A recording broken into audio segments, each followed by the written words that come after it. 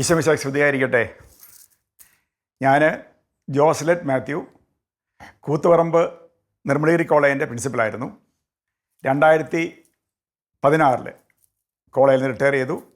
ഇപ്പോൾ താമസിക്കുന്നത് കണ്ണൂർ ജില്ലയിൽ ഇരിട്ടിക്കടുത്ത് വള്ളിത്തോട് സെൻറ്റ് ജൂഡ് നഗറിലാണ്. എൻ്റെ ഫാദർ ടി.ജെ. മാത്യു, അദ്ദേഹം ഫിഷീസ് ഡിപ്പാർട്ട്മെൻറ്റിലെ ഡെപ്യൂട്ടി ഡയറക്ടറായിരുന്നു.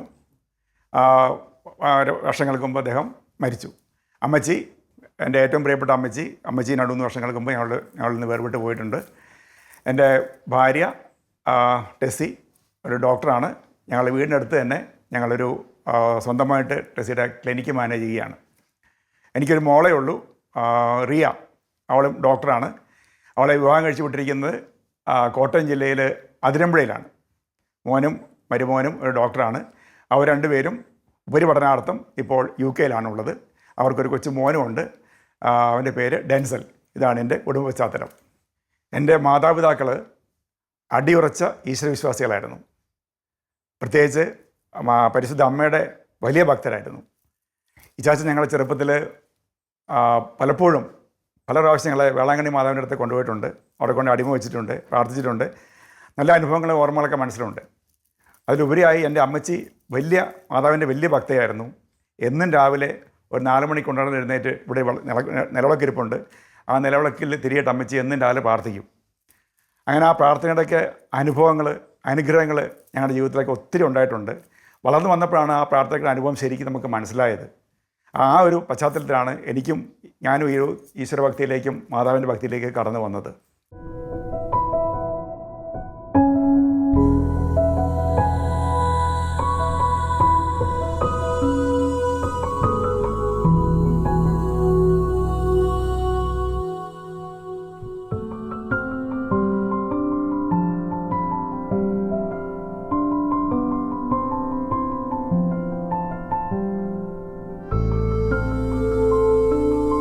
എൻ്റെ ജീവിതത്തെ ഏറെ മാറ്റിമറിച്ച ഒരു ദൈവിക അനുഭവം, അത് പരിശുദ്ധ അമ്മയിലൂടെ എനിക്ക് കിട്ടിയ ഒരു വലിയ ദൈവിക അനുഭവമാണ് ഞാനിന്ന് നിങ്ങളുമായി പങ്കുവെക്കാൻ ആഗ്രഹിക്കുന്നത്.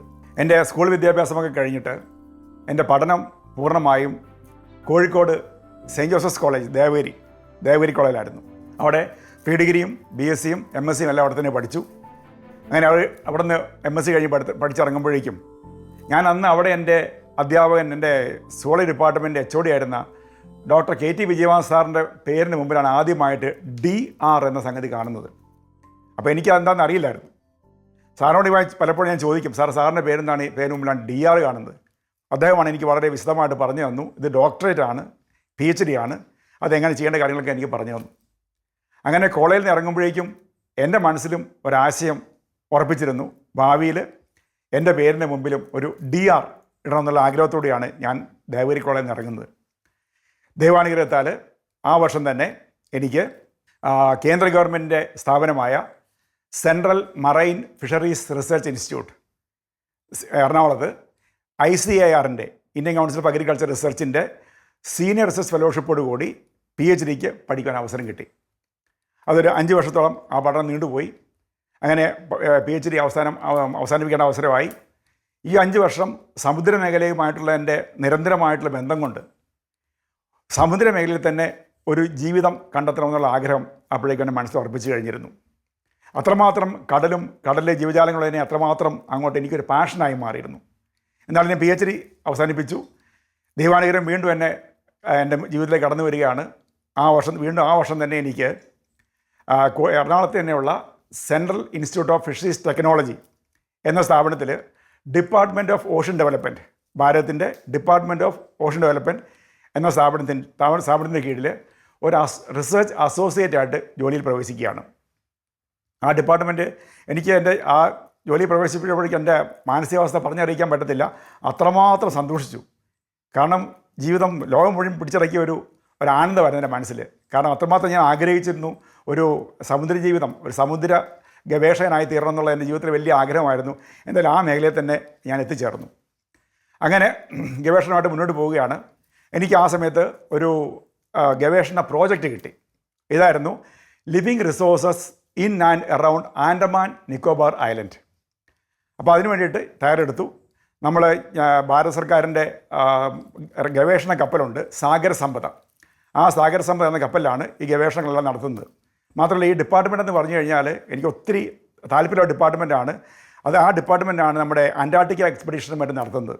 അപ്പോൾ എൻ്റെ മനസ്സിൽ ചില ആഗ്രഹങ്ങൾ കയറി ഭാവിയിൽ അന്റാർട്ടിക്കയിലേക്ക് ഒന്ന് പോകണം, അങ്ങനെയുള്ള ആഗ്രഹങ്ങളൊക്കെ എൻ്റെ മനസ്സിലുണ്ട്. എന്നാണേലും 1989 ജൂലൈ മാസത്തിൽ ഞങ്ങളൊരു ടീം ഓഫ് സയൻറ്റിസ്റ്റ്, മറ്റ് പ്രോജക്റ്റുള്ള സയൻറ്റിസ്റ്റുകളുണ്ട്, 20-22 പേരോളം ഉണ്ട്. ഞങ്ങൾ ചെന്നൈയിൽ നിന്ന് സാഗർ സമ്പദ എന്ന ഷിപ്പിൽ ഞങ്ങൾ ആൻഡമാൻ ലക്ഷ്യമാക്കി നീങ്ങുകയാണ്, പുറപ്പെട്ടു. അങ്ങനെ ഒരു 20 ദിവസം കൊണ്ട് അത് ആ ഷിപ്പെന്ന് പറഞ്ഞു കഴിഞ്ഞാൽ എല്ലാ മോഡേൺ ഫെസിലിറ്റീസും ഉള്ള നമ്മുടെ ഭാരതം ഡെൻമാർക്കിൽ നിന്ന് വാങ്ങിയ ഒരു ഷിപ്പാണ് സാഗർ സമ്പദ. അതിൽ എല്ലാ മോഡേൺ ഫെസിലിറ്റീസും ഉണ്ട്. അങ്ങനെ ഞങ്ങൾ ഷിപ്പ് പുറപ്പെട്ടു. ഒരു 20-22 ദിവസം കൊണ്ട് ആൻഡമാൻ ദ്വീപിന് ചുറ്റുമുള്ള സാമ്പിളുകളെല്ലാം ഞങ്ങൾ ശേഖരിച്ചു. മൊത്തം ഒരു പലയിടത്തും ഷിപ്പ് സ്റ്റോപ്പ് ചെയ്യും, സാമ്പിളെല്ലാം ശേഖരിക്കും, അത് സ്റ്റോർ ചെയ്യും, പ്രിസർവ് ചെയ്യും, അങ്ങനെ മുന്നോട്ട് പോയിക്കൊണ്ടിരിക്കുകയാണ്. അങ്ങനെ ഒരു 25 ദിവസം കൊണ്ട് ഞങ്ങൾ പൂർത്തിയാക്കിയിട്ട് നമ്മുടെ ആൻഡമാൻ്റെ തലസ്ഥാനമായിട്ടുള്ള പോർട്ട് ബ്ലെയറിൽ ഷിപ്പ് അടുപ്പിച്ചു. പിന്നെ ഒരാഴ്ച ഞങ്ങൾക്ക് ലീവാണ്. ഷിപ്പിൽ വെള്ളം നിറയ്ക്കണം, അതിനകത്ത് ഇന്ധനങ്ങളൊക്കെ നിറയ്ക്കണം, അങ്ങനെ ഒരുപാട് കാര്യങ്ങൾ ചെയ്യാനുണ്ട്. ഷിപ്പ് ക്ലീൻ ചെയ്യണം. അപ്പോൾ അങ്ങനെ ഒരാഴ്ചയോളം ഞങ്ങൾക്ക് ലീവാണ്. അപ്പോൾ പുറത്തിറങ്ങി ആൻഡമാനിലെ പ്രകൃതി ഭംഗിയെല്ലാം ഇഷ്ടം പോലെ ആസ്വദിച്ചു. നമ്മുടെ സെല്ലുലാർ ജയിലും ഭാരതത്തിൻ്റെ സ്വാതന്ത്ര്യത്തിലെ ഓരോ വലിയ നിർണായകമായിട്ടുള്ള ചില കാര്യങ്ങളൊക്കെ ഉണ്ടല്ലോ അതിൻ്റെയൊക്കെ പിന്നിൽ, അതെല്ലാം കണ്ടിങ്ങനെ നടന്നു. അങ്ങനെ ഒരാഴ്ച കഴിഞ്ഞ് ഞങ്ങൾ വീണ്ടും ഷിപ്പിലേക്ക് തിരിച്ചു വന്നു. ഷിപ്പെല്ലാം വീണ്ടും സജ്ജമായി ഞങ്ങൾ നിക്കോബാറിലേക്ക് യാത്രയാകുകയാണ്. അങ്ങനെ ഒരു ദിവസം രാത്രി എല്ലാവരും ഭക്ഷണം എല്ലാം കഴിഞ്ഞു. ഷിപ്പെന്ന് പറഞ്ഞാൽ നമുക്ക് എല്ലാ ഫെസിലിറ്റീസും, ഒരു 5 സ്റ്റാർ ഹോട്ടലിൻ്റെ എല്ലാ ഫെസിലിറ്റീസും ഉണ്ട്, സ്വന്തം നല്ല ക്യാബിനുണ്ട്, ജീവിതം സുഖം സുന്ദരം. ഞാനിങ്ങനെ ആസ്വദിക്കുകയാണ് ഇതെല്ലാം തന്നെ. അത്രമാത്രം എനിക്ക് സന്തോഷമുണ്ട് മനസ്സിന്. അങ്ങനെ രാത്രിയിൽ കിടന്നു, 10-11 മണിയായപ്പോൾ കിടന്നു, ഭക്ഷണമെല്ലാം കഴിച്ച് കിടന്നു. ഷിപ്പ് പുറപ്പെട്ടു. എല്ലാവരും ഉറക്കത്തിലാണ്. എല്ലാവരും ഒരു 12-1 മണി ആയിട്ടുണ്ടാവും, 1 മണിക്ക് ഇടയിലായിട്ടുണ്ടാവും. ഷിപ്പ് ഒന്ന് ഭയങ്കരമായിട്ട് ആടി ഒലഞ്ഞു.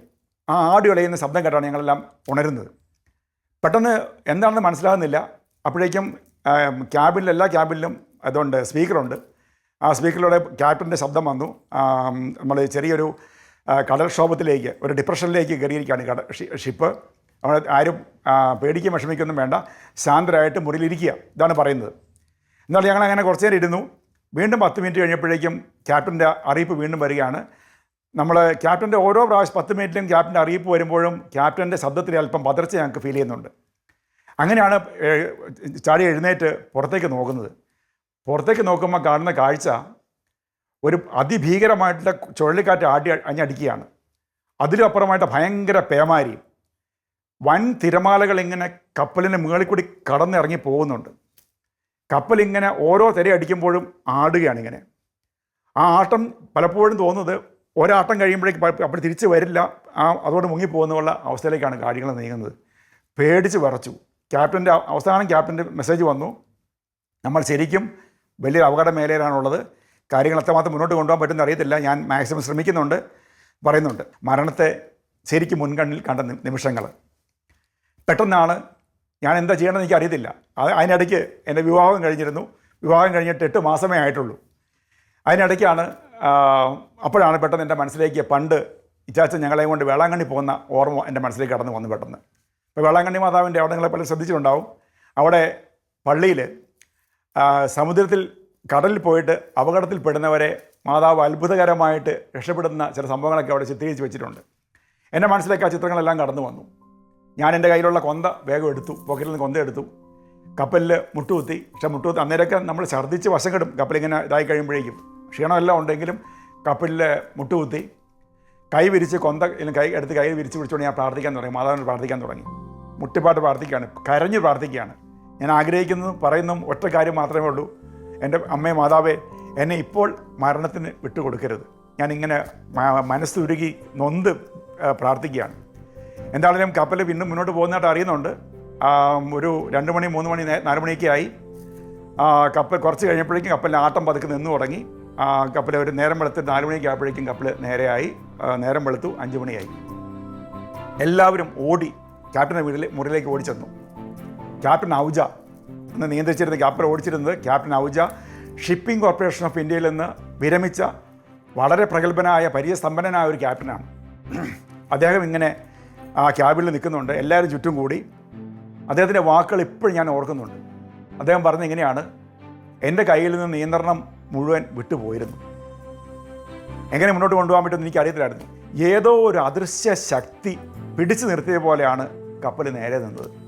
അല്പം കൂടി ഡിഗ്രി ചെരിഞ്ഞിരുന്നെങ്കിൽ കപ്പൽ മുങ്ങുമായിരുന്നു. ഞാൻ സത്യത്തിൽ എൻ്റെ പോക്കറ്റിൽ കൈയിട്ട് എൻ്റെ കൊന്തയെ പിടിച്ച് മുറുക്കി പിടിച്ചുകൊണ്ട് അമ്മയ്ക്ക് നന്ദി പറഞ്ഞു. ഇതൊരു വലിയൊരു അനുഭവമാണ് എൻ്റെ ജീവിതത്തിൽ. എന്നാണേലും ഞങ്ങൾക്ക് പെട്ടെന്ന് ഇവിടുന്ന് കപ്പലിൽ കുറേ ഡാമേജൊക്കെ ഉണ്ടായി.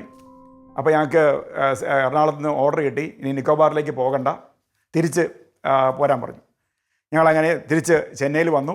അവിടെ നിന്ന് ഞങ്ങൾ ട്രെയിനിൽ എറണാകുളത്തെത്തി.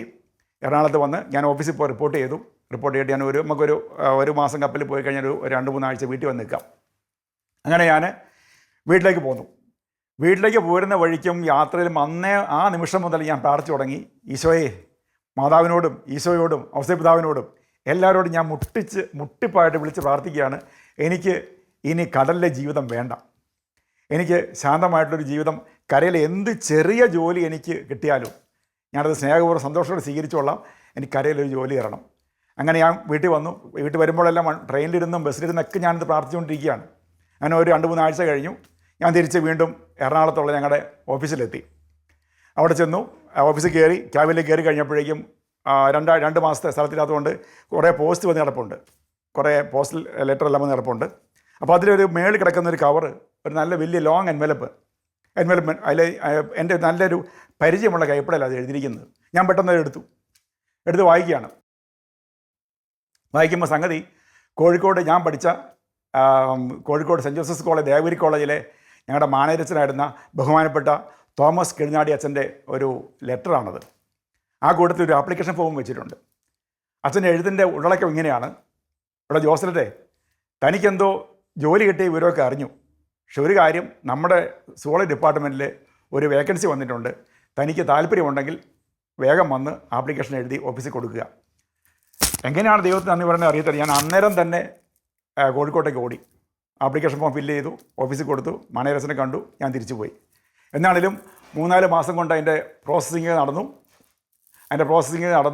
അങ്ങനെ ആ വർഷം ഒക്ടോബർ 16-ാം തീയതി, ഞാൻ 1989 ഒക്ടോബർ 16-ാം തീയതി എൻ്റെ സ്വപ്നങ്ങളെല്ലാം മാറ്റിവെച്ച് ഞാൻ പുതിയ മേഖലയിലേക്ക് കടന്നിരിക്കുകയാണ്. ഞാൻ കോഴിക്കോട് ദേവഗിരി കോളേജിൽ അധ്യാപകനായി ജോലി ചെയ്തു.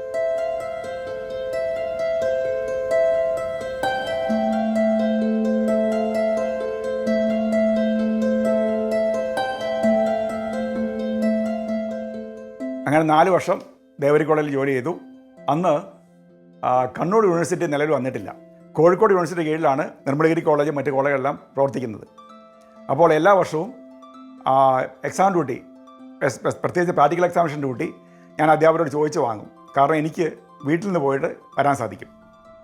അങ്ങനെ ആ വർഷവും എനിക്ക് പ്രാക്ടിക്കൽ എക്സാമിനേഷൻ ഡ്യൂട്ടി കിട്ടി. നിർമ്മലഗിരി കോളേജിലെ സുവോളജി എക്സാമിനറായിട്ട് എന്നെ നിയോഗിച്ചു. ഞാൻ കോളേജിലെത്തുന്നു. സാധാരണ നമ്മൾ കോളേജിൽ ചെന്ന് കഴിഞ്ഞാൽ ഡിപ്പാർട്ട്മെൻറ്റിൽ പോയിട്ട് പരീക്ഷ നടത്തി അങ്ങ് പോവുകയുള്ളൂ. പക്ഷേ ഞാൻ സാധാരണ കോളേജുകളിൽ ചെന്ന് കഴിഞ്ഞാൽ ആദ്യം പ്രിൻസിപ്പാളിനെ പോയി പരിചയപ്പെടും എന്ന് പറഞ്ഞ അതുകൊണ്ട് തന്നെ ഞാനിവിടെ കോളേജിലേക്ക് വന്നു. അന്ന് നിർമ്മലഗിരി കോളേജിൻ്റെ ശില്പി എന്നറിയപ്പെടുന്ന പ്രഗത്ഭനും പ്രശസ്തനുമായിരുന്ന റവറൻ ഫാദർ ജോൺ ജോർജ് വടക്കുംപോലെയാണ് കോളേജിൻ്റെ പ്രിൻസിപ്പാൾ. ഞാൻ ക്യാബിനിൽ കയറി അദ്ദേഹത്തെ കണ്ട് പരിചയപ്പെട്ടു. ഗുഡ് മോർണിംഗ് ഒക്കെ പറഞ്ഞു. അച്ഛനോട് പറഞ്ഞു ഞാൻ പരീക്ഷയ്ക്ക് വന്നിരിക്കാമെന്ന് പറഞ്ഞു. ഓക്കെ, നടത്തിക്കൊള്ളാൻ പറഞ്ഞു. അങ്ങനെ ഞാൻ ഡിപ്പാർട്ട്മെൻറ്റിലേക്ക് പോയി. 3 ദിവസം പരീക്ഷ ഉണ്ടായിരുന്നു. 3-ാമത്തെ ദിവസം ഉച്ച കഴിഞ്ഞ് പരീക്ഷ നടന്നുകൊണ്ടിരിക്കുന്ന സമയത്ത് അച്ഛൻ ഇങ്ങനെ വരാന്ത കൂടി കടന്നു വരുന്നുണ്ട്. വന്നിട്ട് എന്നെ കൈകൊണ്ട് വിളിച്ചു. പറഞ്ഞു, സാറ് പരീക്ഷ കഴിഞ്ഞിട്ട് എന്നെ ഒന്ന് കണ്ടിട്ടേ പോകാവുള്ളെന്ന് പറഞ്ഞു. ഞാൻ പറഞ്ഞു ഓക്കെ അച്ഛാ, അങ്ങനെ വന്നു. പരീക്ഷ കഴിഞ്ഞ് ഞാൻ ഓഫീസിലേക്ക് കടന്നു ചെന്നു. ചെന്നിട്ട് അച്ഛൻ എന്നോട് ഇരിക്കാനൊക്കെ പറഞ്ഞു, ഒരു ചായയൊക്കെ തന്നിട്ട് പറഞ്ഞു, സാർ ഞാനൊരു കാര്യം പറയാൻ പോവാണ്, സാറ് ശ്രദ്ധിച്ച് കേൾക്കണം, അത് പറ്റുമെങ്കിൽ സാർ ഓക്കെ പറയണമെന്ന് പറഞ്ഞു. ഞാൻ പറഞ്ഞു അച്ഛാ പറയാൻ പറഞ്ഞു. നമുക്കിവിടെ സയൻസ് ഡിപ്പാർട്ട്മെൻറ്റുകളിൽ PhD ഉള്ള അധ്യാപകർ ആരുമില്ല. ഞാനൊരു സാറിന് മുന്നിൽ സജഷൻ വെക്കുകയാണ്, ഞാനിവിടെ ഒരു വേക്കൻസി തന്നാൽ സാറിന് ഇങ്ങോട്ട് പോരാവും. കാരണം സാറിൻ്റെ വീടിൻ്റെ അടുത്താണല്ലോ ഈ കോളേജ്. സത്യം പറഞ്ഞാൽ എൻ്റെ മനസ്സിൽ വലിയ ആഗ്രഹമാണ് അന്നത്. ഞാൻ ആഗ്രഹിച്ചുകൊണ്ടിരിക്കുന്ന കാര്യമാണ്. പക്ഷേ ഞാൻ അച്ഛനോട് ചോദിച്ചു, അച്ഛാ ഞാനത് അന്വേഷിക്കുന്നുണ്ട്. അച്ഛനോട് ചോദിച്ചു, അച്ഛാ അപ്പോൾ ഇവിടെ നിർമ്മലഗിരി കോളേജിൽ ഇപ്പോൾ വേക്കൻസി ഇല്ലല്ലോ. അപ്പോൾ പുള്ളി വീണ്ടും പറയുന്നു, സാറ് പറ്റുമോ ഇല്ല, യെസ് ഓർ നോ പറയുക, ബാക്കി കാര്യം ഞാൻ മാനേജ് ചെയ്യാമെന്ന് പറഞ്ഞു. ഞാൻ ഒത്തിരി സന്തോഷത്തോടെ സ്നേഹത്തോടെ അച്ഛനോട് പറഞ്ഞു, അച്ഛാ ഞാൻ വില്ലിങ്ങാണ്, ഞാൻ വരാം. എന്താണേലും 2 മാസത്തിനുള്ളിൽ ഒരു വേക്കൻസി അഡ്വർട്ടൈസ് ചെയ്തു. ഞാൻ ആപ്ലിക്കേഷൻ കൊടുത്തു. നെടുമുടി കോളേജിലേക്ക് ഞാൻ വരികയാണ്. അത് സംഭവിച്ചത് ഇങ്ങനെയാണ്. സുവോളജി ഡിപ്പാർട്ട്മെൻറ്റിലെ ഒരു സീനിയർ അധ്യാപികയായിരുന്നു ബഹുമാനപ്പെട്ട സിസ്റ്റർ സെലീൻ കുന്നേൽ. FCC കോൺഗ്രിഗേഷൻ്റെ പിന്നീട് പ്രൊവിൻഷ്യലായി മാറിയ സിസ്റ്റർ സെലീൻ കുന്നേൽ. സീനിയർ അധ്യാപികയായിരുന്നെങ്കിലും അച്ഛൻ ആ സിസ്റ്ററിനോട് ഒരു വർഷം ലീവ് എടുത്ത് കാലിക്കറ്റ് യൂണിവേഴ്സിറ്റിയിൽ ഉപരിപഠനത്തിന് പോകാൻ പറഞ്ഞു. അങ്ങനെ സിസ്റ്ററിനെ MPhil പഠനത്തിൽ വിട്ടിട്ടാണ് അച്ഛൻ വേക്കൻസി ഉണ്ടാക്കിയത്. അങ്ങനെ ആ വേക്കൻസിയിലേക്ക് എന്നെ നിയമിച്ചു. ഒരു വർഷം കഴിഞ്ഞപ്പോഴേക്കും അവിടെ പെർമനൻറ്റ് വേക്കൻസി വന്നു. എന്നെ തിരിച്ച് മറ്റേ പെർമനൻറ്റ് വേക്കൻസിയിലേക്ക് ഷിഫ്റ്റ് ചെയ്തു. അങ്ങനെയാണ് ഞാൻ നെടുമുടി കോളേജിൽ വരുന്നത്. അപ്പോൾ ഇവിടെ ഞാൻ തിരിച്ച് ചിന്തിക്കുമ്പോൾ എൻ്റെ മനസ്സിൽ കൂടി കടന്നു പോകുന്ന ചില ചിന്തകൾ ഇതൊക്കെയാണ്. അങ്ങനെ വർഷങ്ങൾ കടന്നുപോയി. ഇങ്ങനെ ഇവിടെ നിന്ന് 2011 പ്രിൻസിപ്പളായി 2016 റിട്ടയർ ചെയ്തു. നമ്മുടെയൊക്കെ ജീവിതത്തിൽ പലപ്പോഴും പല വിധത്തിലുള്ള റെക്കമെൻഡേഷൻസ്, ശുപാർശകൾ കിട്ടിയിട്ടുണ്ടാകും. ചിലപ്പോൾ അഡ്മിഷനാകാം, ജോലിക്കാകാം, അങ്ങനെ പലതുമായിരിക്കാം. എൻ്റെ ജീവിതത്തിൽ ഞാൻ കാണുന്ന ഏറ്റവും വലിയൊരു റെക്കമെൻഡേഷൻ, ഒരു ശുപാർശ ഇതാണ്. അന്ന് ഞാൻ കപ്പലിൽ ആ പ്രശ്നമുണ്ടായ സമയത്ത് ഞാൻ മുട്ടുമേന്ന് കരഞ്ഞ് പ്രാർത്ഥിച്ചപ്പോൾ അമ്മ മാതാവ് എൻ്റെ ജീവിതത്തിൽ ഇടപെടുകയായിരുന്നു. അമ്മ മാതാവ് നടത്തിയ ശുപാർശ ഇതാണ്. അമ്മ മാതാവ് തൻ്റെ പ്രിയ ഭർത്താവ് ഔസേപ്പിതാവിനോട് വിളിച്ചിങ്ങനെ പറഞ്ഞിട്ടുണ്ടാവും, പിതാവേ, ഇത് അങ്ങയുടെ പേരുകാരനായ ഒരു ചെറുപ്പക്കാരൻ എന്നെ വിളിച്ച് കരഞ്ഞ് പ്രാർത്ഥിക്കുന്നു. തൽക്കാലം എൻ്റെ സ്ഥാപനത്തിൽ എൻ്റെ കയ്യിൽ ഇപ്പോൾ അവന് കൊടുക്കാൻ പറ്റിയൊരു വേക്കൻസി ഇല്ല, അവസരമില്ല. തൽക്കാലത്തേക്ക് ഒന്ന് ദേവഗിരി കോളേജിൽ പേരറിയാമല്ലോ, സെയിൻറ്റ് ജോസഫ്സ് കോളേജ്, അങ്ങയുടെ കോളേജിൽ അവനെ ഒന്ന് ഒരവസരം കൊടുത്തിരുത്തുക. എനിക്ക് അവനെ കൊണ്ട് ഭാവിയിൽ ആവശ്യമുള്ളപ്പോൾ ഞാൻ എൻ്റെ സ്ഥാപനത്തിലേക്ക് കൊണ്ടുവന്നോളാം. ഇതാണ് ഞാൻ ചിന്തിക്കുക എൻ്റെ ജീവിതത്തിലെ ഏറ്റവും വലിയ റെക്കമെൻഡേഷൻ. അങ്ങനെ ദേവഗിരി കോളേജിൽ വന്നു. അവിടെ നിന്ന് മാതാവിനെ ഇങ്ങോട്ടേക്ക് കൊണ്ടുവന്നു. അങ്ങനെ ഞാൻ നേരെ പറഞ്ഞ മാതിരി 22 വർഷത്തോളം അധ്യാപകനായിരുന്നു ഡിപ്പാർട്ട്മെൻറ്റിൽ. അതിനുശേഷം 5 വർഷം പ്രിൻസിപ്പളായിട്ട് 2014 റിട്ടയർ ചെയ്തു.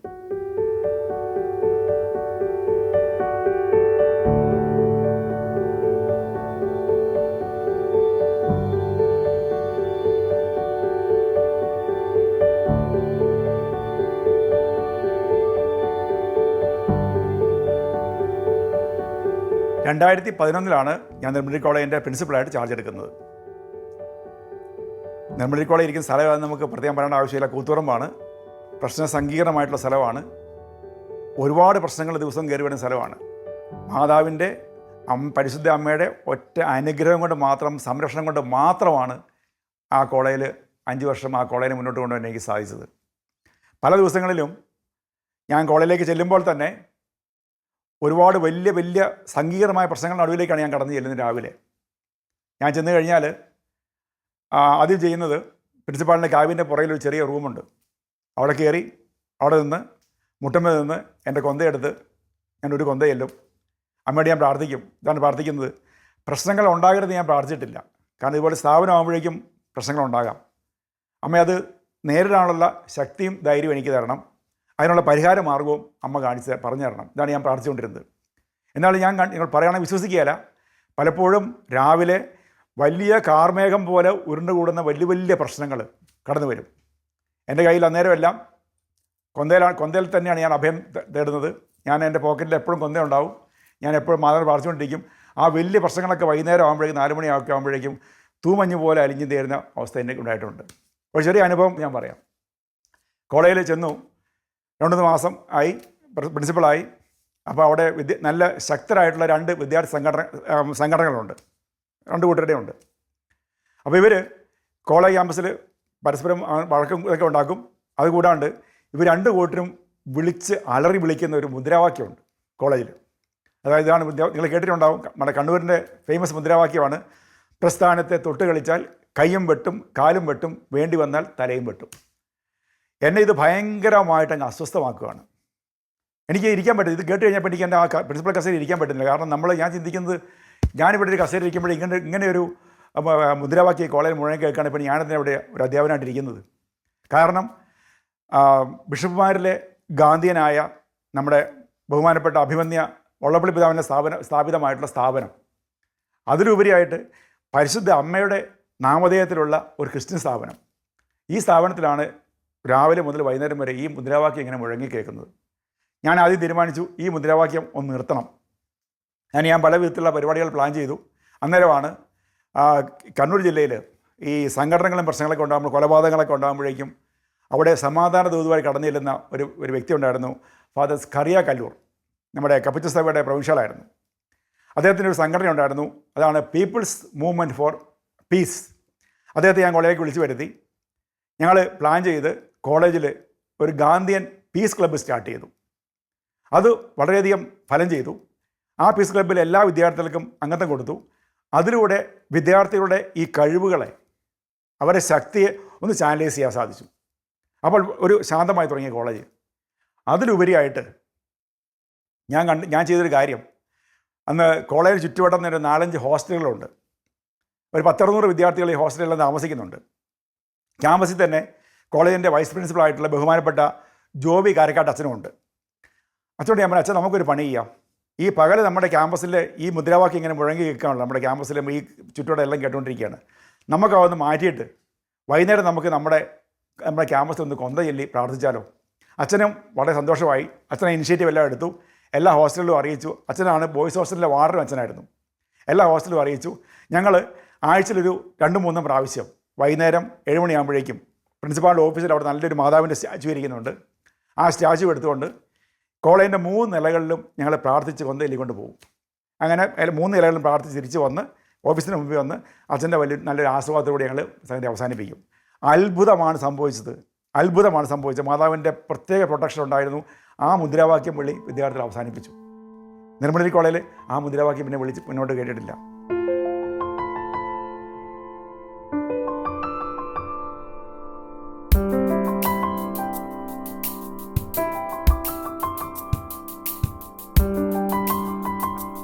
എനിക്ക് അടുത്ത കാലത്തുണ്ടായ ഒരു അനുഭവം ഞാൻ ഒന്ന് സൂചിപ്പിക്കുകയാണ്. ഞാനിവിടെ അടുത്തുള്ളൊരു പള്ളിയിൽ എന്നെ ഒരു 1 ഡേ പ്രോഗ്രാമിന് വിളിച്ചു. ഇവിടെ ഇരുന്ന കൊച്ചച്ഛൻ അങ്ങോട്ടേക്ക് പോയി. പുള്ളി ഇൻഡിപെൻഡൻ്റ് ആയിട്ടൊരു ചാർജെടുത്ത് പള്ളിയിൽ വികാരിച്ചനായതാണ്. അപ്പോൾ എനിക്ക് പോലും എൻ്റെ ജീവിതത്തെക്കുറിച്ച് പോലും പറയുമ്പോൾ എനിക്കൊരു എന്താ പറയുക, ഒരു അല്പം എൻ്റെ ഒരു അഹങ്കാരത്തിനൊക്കെ കിട്ടിയ അടിയായിട്ട് ഞാൻ പലപ്പോഴും മനസ്സിൽ കണക്കാക്കാറുണ്ട്. അത് സംഗതിയാണ്. ഞാൻ അവിടെ ക്ലാസ് എടുക്കാൻ വേണ്ടി ചെന്നു. അച്ഛൻ അവിടെ വളരെ കാര്യങ്ങളിൽ വളരെ ഭംഗിയായിട്ട് ക്രമീകരിച്ചിട്ടുണ്ട്. വലിയ ഇടവകയല്ല, ചെറിയ 240 പേര് മാത്രമുള്ള ഇടവകയാണ്. ആ ഇടവകയിൽ അച്ഛൻ ഞായറാഴ്ച രാവിലെ വേദപാഠമൊക്കെ ഉച്ച കഴിഞ്ഞ് ക്രമീകരിച്ചു. എല്ലാവരും നിർബന്ധമായി പള്ളി വരണമെന്ന് പറഞ്ഞു. എല്ലാവരും വന്നിട്ടുണ്ട്. പള്ളി കഴിഞ്ഞ പാടെ അച്ഛൻ എല്ലാവരും ഇരിക്കാൻ പറഞ്ഞു. എല്ലാവർക്കും നന്നായിട്ട് കാപ്പിയും ബന്നുമൊക്കെ അറേഞ്ച് ചെയ്തെല്ലാം വിശപ്പൊക്കെ മാറ്റി 8-8:30 ആയപ്പോഴേക്കും മൈക്ക് എൻ്റെ കയ്യിൽ തന്നു. അപ്പോൾ എന്നോട് പറഞ്ഞ ഇതാണ്, എന്തിനെക്കുറിച്ചാണ് ക്ലാസ് എടുക്കേണ്ടത് വെച്ചാൽ വിശ്വാസത്തെക്കുറിച്ചാണ് ക്ലാസ് എടുക്കേണ്ടത്. അപ്പോൾ ഞാൻ വിശ്വാസത്തെക്കുറിച്ച് ക്ലാസ് എടുത്തു. 2 മണിക്കൂറാണ് ക്ലാസ് നീണ്ടുപോയി. അങ്ങനെ ഇൻ്റർവെൽ ആയപ്പോഴേക്കും ഞങ്ങൾ കാപ്പി പിടിച്ചുകൊണ്ടിരിക്കുക. വീണ്ടും അച്ഛൻ കാപ്പിയൊക്കെ തന്നിട്ടുണ്ട്. കാപ്പി പിടിച്ചുകൊണ്ടിരിക്കുമ്പോൾ ഒരു ചേട്ടൻ, ഒരു 80 വയസ്സിന് മേലെ പ്രായമുള്ള ചേട്ടനാണ്. ആ ചേട്ടൻ പതുക്കെ എൻ്റെ അടുത്തേക്ക് വന്നു. എൻ്റെ കയ്യിൽ കയറി പിടിച്ചു. ചേട്ടനെ കണ്ണ് അറിയുന്നുണ്ട്. ചേട്ടൻ പറഞ്ഞു, സാറ് പറഞ്ഞ കാര്യങ്ങളൊക്കെ കേട്ടപ്പം എൻ്റെ ജീവിതത്തിലെ പഴയ ചില അനുഭവങ്ങൾ എനിക്കിങ്ങനെ ഓർമ്മ, സാറോട് ഞാനൊന്ന് ഷെയർ ചെയ്യട്ടെ എന്ന് ചോദിച്ചു. ഞാൻ പറഞ്ഞു, ചേട്ടൻ പണിയേ, എന്നോടാകണ്ട, നമുക്ക് എല്ലാവരോടും ഷെയർ ചെയ്യാം, എല്ലാം കേൾക്കാമല്ലോ. അങ്ങനെ ഞങ്ങൾ എന്ത് ചെയ്തു, എല്ലാവരും വീണ്ടും കയറിയിരുന്നു. ചേട്ടനെ ഞാൻ സ്റ്റേലോട്ട് പിടിച്ചുകൊണ്ട് കയറ്റി മൈക്ക് കൈ കൊടുത്തു. അപ്പോൾ ചേട്ടൻ പറഞ്ഞ അനുഭവം എൻ്റെ ജീവിതത്തിൽ പോലെ ഭയങ്കര കണ്ണുറപ്പിച്ചൊരു അനുഭവമാണ് എൻ്റെ ജീവിതത്തിൽ. സംഭവം ഇതാണ്, ചേട്ടന് 10 മക്കളുണ്ട്. ആ 10 മക്കളിൽ 4ാമത്തെ കുഞ്ഞിൻ്റെ ജനനം. അപ്പോൾ ചേട്ടൻ്റെ ഈ വീടെന്ന് പറയുന്ന സ്ഥലം എന്ന് പറയുന്നൊരു വലിയ കുന്നിൻ്റെ മുകളിലാണ് ആ ഇടവക ഇരിക്കുന്നത്. ആ കാലഘട്ടത്തിൽ അന്നത്തെ ദിവസം 4ാമത്തെ കുഞ്ഞിൻ്റെ ജനനമായി. പ്രസവ സമയമാണ്. കോരിച്ചൊഴിയുന്ന മഴ. അന്ന് പ്രസവം എടുക്കാനായിട്ട് ഡോക്ടർമാരൊന്നുമില്ല. അന്ന് നമ്മുടെ നാട്ടിൽ തന്നെ ഇരിട്ടി ഭാഗത്ത് തന്നെ ഡോക്ടർമാരില്ല. ആപ്പാടെ ഡോക്ടർ ഉള്ളത് പേരാവൂർ തൊണ്ടിയിൽ തങ്കൻ ഡോക്ടർ മാത്രമാണ്. അങ്ങനെ സാധാരണ പ്രസവം എടുക്കാൻ വേണ്ടി വരുന്നത് വയറ്റാട്ടിമാരാണ് വന്ന് പ്രസവം എടുക്കുക. അങ്ങനെ ആദ്യത്തെ 3 കുഞ്ഞുങ്ങളുടെയും പ്രസവം എടുത്ത വയറ്റാട്ടി പോയി ചേട്ടൻ കൂട്ടിക്കൊണ്ടുവന്ന് വൈകുന്നേരം വരുന്ന 6 മണിയായി. അങ്ങനെ ചേട്ടൻ സ്ത്രീയും വയറ്റാട്ടി മുറിക്കകത്തേക്ക് കയറി. ചേട്ടൻ്റെ മക്കളും കൂടി തിണ്ണയിലിരിക്കുകയാണ്. കോരിച്ചിട്ട് മഴ പെയ്യുന്നുണ്ട്. വയറ്റാട്ടി ഇടയ്ക്കിടയ്ക്ക് വന്ന് പുറത്ത് അടുക്കളയിൽ പോകുന്നു, ചൂടുള്ള അടുത്തിന് പോകുന്നു, ഇങ്ങനെയൊക്കെ ചെയ്യുന്നുണ്ട്. പക്ഷേ കുഞ്ഞിന് ശബ്ദമൊന്നും കേൾക്കുന്നില്ല. അങ്ങനെ ഒരു 8 മണി 9 മണി ആയപ്പോഴേക്കും ഈ വയറ്റാട്ടി വേർത്ത് കുളിച്ച് പുറത്തേക്ക് ഓടിയെന്ന് പറയുകയാണ്, ചേട്ടാ എന്നെക്കൊണ്ട് ചെയ്യാൻ പറ്റുന്നില്ല, ഞാൻ ചെയ്തു, ഒന്നും ശരിയാകുന്നില്ല, എവിടെയെങ്കിലും കൊണ്ടുപോകും, അല്ലെങ്കിൽ അമ്മയും കുഞ്ഞും ഇപ്പോൾ പോകും എന്ന് പറഞ്ഞു. ഇപ്പോൾ ചേട്ടാ ഇങ്ങനെ കരയാണ്, സാറേ എന്താണ് ഞാൻ ചെയ്യേണ്ടത്, എവിടെ കൊണ്ടുപോകാനായിട്ട്? മഴ ഇങ്ങനെ കോരിച്ചൊരിഞ്ഞ് മഴ പെയ്യുന്നു, വണ്ടി കിട്ടാനില്ല, ഒന്നും ആരും ചുറ്റും ഒന്നുമില്ല. പുള്ളി പറഞ്ഞതാണ്, ഞാൻ എൻ്റെ കുളിക്കാനൊക്കെ പോകുമ്പോഴേക്കും തോട്ടിൽ നിന്ന് ഇടയ്ക്കിടയ്ക്ക് കുറച്ച് മണൽ വാരിക്കൊണ്ട് വീട്ടിൽ കൂട്ടിയിട്ടുണ്ട്, ഭാവിയിൽ എപ്പോഴെങ്കിലും പെരപണിയാനൊക്കെ ആയിട്ട്. ആ മണൽ സമയമുള്ളപ്പോൾ അരിച്ചിട്ട് അതിൻ്റെ ചരലിങ്ങനെ കൂട്ടിയിട്ടുണ്ട് അവിടെ. ഞാൻ അവിടെ നിന്ന് ഒരു 4 കൈ ചരൽ വാരിക്കൊണ്ടെന്ന് ഇവിടെ ഈശോയുടെ രൂപ ഇരിപ്പുണ്ട്, ആ നിലത്തേക്കാൻ കിട്ടും. എൻ്റെ കയ്യിൽ നിന്ന് കൊന്തയെടുത്തു. ആ മുട്ടുമേ നിന്ന് ഞാൻ ആ ഈശോയുടെ മുമ്പിൽ അങ്ങ് പ്രാർത്ഥിക്കാൻ കൊന്തയിലാൻ തുടങ്ങി. ഒരു 2-3 കൊന്തയില്ലപ്പോഴേക്കും എൻ്റെ മുട്ടയിൽ ചരൽ തുളച്ച് കയറി ചോര പൊടിക്കുന്നത് ഞാൻ അറിയുന്നുണ്ട്. അങ്ങനെ മുന്നോട്ട് പോയിക്കൊണ്ടിരിക്കുകയാണ്. 3-ാമത്തെ രഹസ്യം കഴിഞ്ഞു, 4-ാമത്തെ രഹസ്യം കഴിഞ്ഞു, 5-ാം രഹസ്യം ചൊല്ലിക്കഴിഞ്ഞപ്പോഴേക്കും മുറിക്കകത്തുനിന്ന് എൻ്റെ കുഞ്ഞിൻ്റെ കരച്ചിൽ കേട്ടു. ഇതാണ് ഇതിൽ കൂടുതൽ ഒരു വിശ്വാസത്തിൻ്റെ സാക്ഷ്യം എന്താ പറയാനുള്ളത്? ഞാൻ പോലും തകർന്നു പോയി സത്യം പറഞ്ഞാൽ. കാരണം ഞാൻ ധരിച്ചിരുന്ന, ഞാനും ഞായറാഴ്ച പള്ളിയിൽ പോകുന്നതിന് കഴിഞ്ഞ ദിവസം എല്ലാം പള്ളിയിൽ പോകാറുണ്ട്. ഞാനെല്ലാം സഭ പറയുന്ന എല്ലാ കാര്യം അനുസരിക്കുന്ന വ്യക്തിയാണ്, ഇതെല്ലാം ചെയ്യുന്ന വ്യക്തിയാണെങ്കിലും ആ ചേട്ടൻ്റെ ഒരു സാക്ഷ്യം ഒരു കണ്ണുറപ്പിക്കുന്ന സാക്ഷ്യമായിരുന്നു.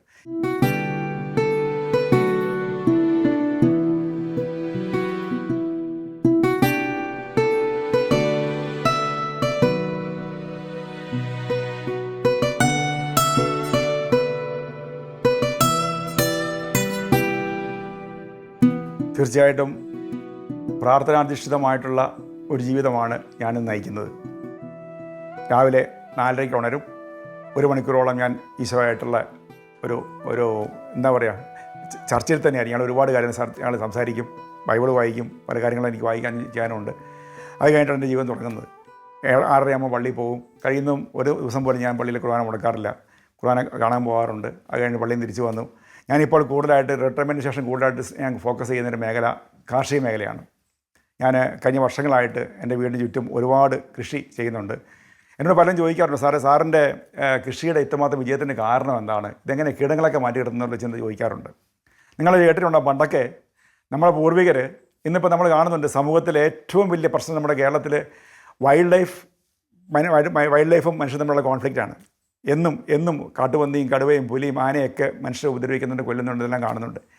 നിങ്ങൾ വിശ്വസിക്കുമെന്ന് എനിക്ക് അറിയത്തില്ല, ചിലപ്പോൾ ചിരിക്കുമായിരിക്കും. എങ്കിലും നമ്മുടെ പൂർവികരൊക്കെ ഇങ്ങോട്ട് വന്ന കാലഘട്ടത്തിൽ വന്യമൃഗങ്ങളെപ്പോലും നമ്മുടെ പറമ്പിൽ കയറാതെ വിലക്കിയിരുന്ന വൈദികർ ഇവിടെ ഉണ്ടായിരുന്നു. കേട്ടിട്ടുണ്ടാവും.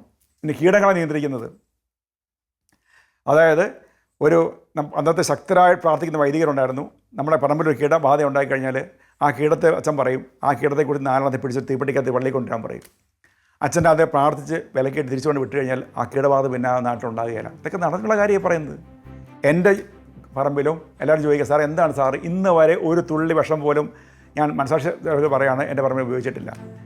ഞാൻ രാവിലെയും വൈകുന്നേരവും, പ്രത്യേകിച്ച് വൈകുന്നേരങ്ങളിൽ എൻ്റെ കൊന്ത ചെല്ലുമ്പോൾ എൻ്റെ കയ്യിലെ കൊന്ത എടുത്തിട്ട് എൻ്റെ കൃഷിയിടങ്ങളിൽ കൂടി എല്ലാം തന്നെ നടന്ന് ഞാൻ കൊന്ത ചെല്ലും. വിശ്വസിക്കാൻ പറ്റുമോ? നിങ്ങൾ വിശ്വസിക്കുന്ന തോന്നുന്നില്ല. എങ്കിൽ തന്നെ എനിക്ക് എൻ്റെ വിശ്വാസം ഞാൻ പറയുന്നത്, എൻ്റെ കൃഷിയിടങ്ങളിൽ സുന്ദരമായിട്ടുള്ള എല്ലാ വസ്തുക്കളും 10-30ഓളം പച്ചക്കറി ഇനങ്ങളും ഞാൻ അവിടെ പ്രൊഡ്യൂസ് ചെയ്യുന്നുണ്ട്. ഒരു കീടബാധ എന്നാലും ഉണ്ടായിട്ടില്ല.